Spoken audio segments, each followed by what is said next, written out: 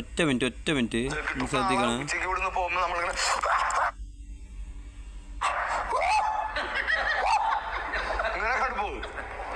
രണ്ടു ദിവസം കഴിഞ്ഞിട്ട് എന്താ ഇവിടെ നടന്നത്, എന്തിനൊക്കെ വന്നത്,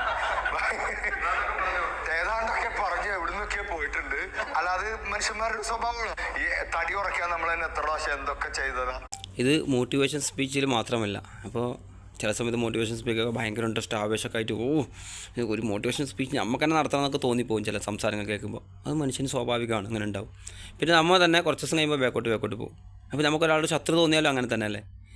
നമുക്ക് ഭയങ്കര ദേഷ്യം തോന്നി, ഭയങ്കര തല്ലണം, മനസ്സിലാക്കണം, അത് അപ്പം തന്നെ തീരണം. അത് മരണത്തിലേക്ക്, ഒരാളെ കൊല്ലുന്നിടത്തേക്ക് ഒരിക്കലും എത്താൻ പാടില്ല. അത് അവിടെ തന്നെ തീരണം. പിന്നെ കൊണ്ടെടുക്കരുത് മനസ്സിൽ.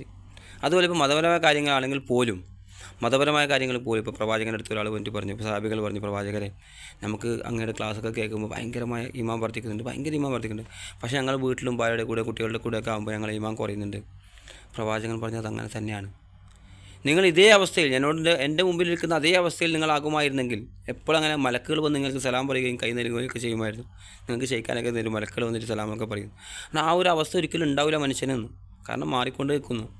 മനുഷ്യനെ കുറച്ച് ബാക്കോട്ട് പോകും. നമ്മൾ കുടുംബവും ആൾക്കാരും കുട്ടികളൊക്കെ ആയി ജീവിക്കുമ്പോൾ കുറച്ച് ഈമാനികരമായി കുറച്ച് ബാക്കോട്ട് പോകും, മതപരമായി കുറച്ച് ബാക്കോട്ട് പോകും. പിന്നെ നമ്മൾ നല്ല നല്ല കാര്യങ്ങൾ പഠിക്കുകയും കേൾക്കുക. അതുകൊണ്ടാണ് പറഞ്ഞത് നിരന്തരമായി കേൾക്കണം, പഠിക്കണം, നല്ല കാര്യങ്ങൾ ഇടപെടണം, ഏർപ്പെടണം ഒക്കെ പറഞ്ഞ അതുകൊണ്ടാണ്.